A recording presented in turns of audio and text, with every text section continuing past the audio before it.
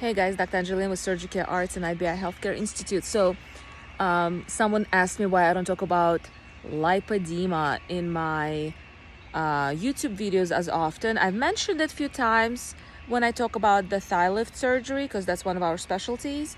But lipodema specifically, not mentioned mostly because the treatment is very similar, at least in my practice. Whether the thighs are larger because person was overweight, whether thighs are larger because of lipodema, which is the nature of the disease because thigh starts to collect fat not in proportion to the rest of the body.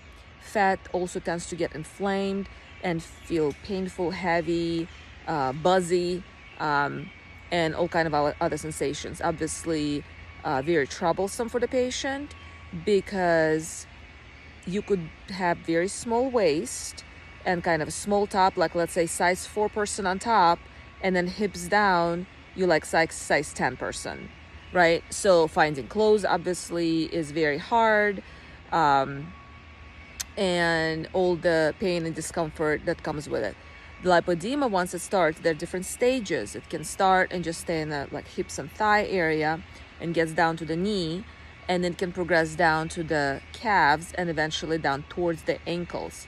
So this is disease where this fat accumulation that happens, it starts from the hips and works its way down. So it's not proportional to like an average person who just gaining weight, for example. Fat tends to kind of go everywhere, right? I mean, yes, certain parts get bigger more because of your genetics, like some people's boobs get bigger, some people's butt gets bigger, right? Somebody collects all the fat in the belly. In lipodema case, the fat pretty much wants to go to those areas in the thighs and then slowly progresses down towards the knees and then down towards the ankles. Ankles usually not involved.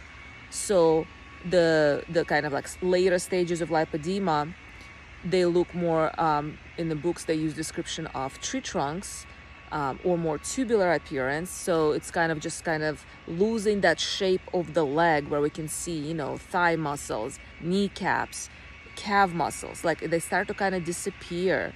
And then eventually by the ankles, if it gets that low for the person, we start losing the sight of the ligaments. Usually we can see like Achilles ligament on the back of the ankle.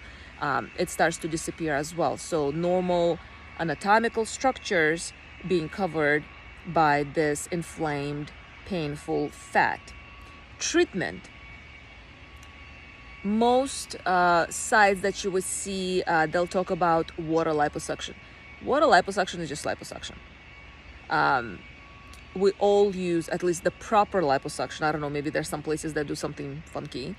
But in the most proper setting, tumescent liposuction, that's when we inject a spray of tumescent solution, which is basically saline or water, with mix of pain medicine in it, lidocaine, and that will help to kind of first minimize blood loss, and that water will kind of like spread and kind of like fill up the fat cells, right?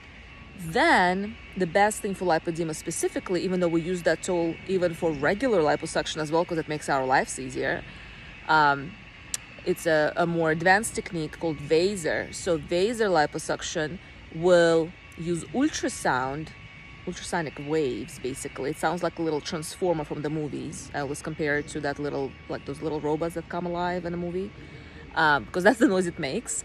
And we go there with Vaser, and Vaser, as it vibrates ultrasonically, it will use that water that we injected and then kind of vaporize it, and those water molecules will break down the fat molecules without actually damaging surrounding structures. So that preserves the lymphatic channels and it preserves the blood vessel structure. So that makes recovery easier, and it makes pain levels, and it makes just overall swelling better, okay? So that's why I don't necessarily differentiate when I do regular thigh lift for somebody who just lost a whole bunch of weight because I still combine my liposuction with Vaser for that, versus somebody who comes into me with lipodema, which I do quite a bit of patients with lipodema. Amounts of fat removed is another question. I know there are some sites that are like, oh, water liposuction, that means you're awake. No, that's absolutely not true.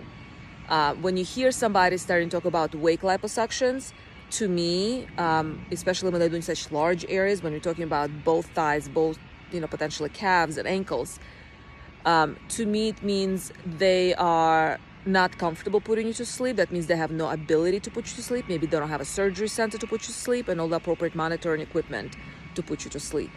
In a true lipodema, usually once we start actually talking about liposuction and the reduction of fat via liposuction, that means it's pretty significant. So we have to remove large amount of fat. What we also have to remember is that when we do liposuction with tumescent, which is again how it's normally done, we have a limit on how much lidocaine we can inject. Lidocaine is the numbing medicine that gets mixed in with the tumescent solution. And if you're really trying to do a very large volume liposuction, you have limited amount of tumescent solution based on your weight. So otherwise, if you put too much lidocaine, the toxicity goes up and you can literally die. So you have to understand that, or doctor has to understand that, I hope they do, if they're doing this procedure, and know the limits. So a lot of times what I would do, I would put you to sleep under general anesthesia. This way I can dilute my tumescent solution more, so I can still use same amount of lidocaine, but in more volume of tumescent. That way it gives me opportunity to take out more fat. If I don't do that, again, we'll be limited. Like once I run out of that water that I'm pre-mixed for you, and based on your weight, we are at our maximum, whatever's allowed for your weight, we're done. Like I cannot continue the procedure otherwise. So we dilute it out in order to increase volume of how much we're allowed to remove. Another limitation is the volume, because I have some people asking, well, why can't I go to the hospital in order to get a larger volume liposuction that's allowed in outpatient surgery centers? Well, the reason for the limitation of how much fat we're allowed to remove from our body, and the reason I'm talking for it here, because usually during lipodema liposuction, most people want to remove large volume. Our thighs can take or store lots of fat and lots of fluid in general. So if we're trying to remove more and more fat, we need to know why is that we have limitation on the fat removal. And the reason for it, if I remove too much and all this fluid shift starts to happen in your body, you can get pulmonary edema. You can literally drown on your own body because fluid starts to shift from one place to another. You can get dehydrated. You can have low blood pressure. You can have a lot of medical conditions associated with this because of how much fat was removed. Kind of similar to what happens to a person if they lose too much blood, right? Our body can only take so much. And so this is what happens with large volume liposuction. I hope this talk helps. Write me your questions, suggestions on TikTok or IG, and I'll make more videos.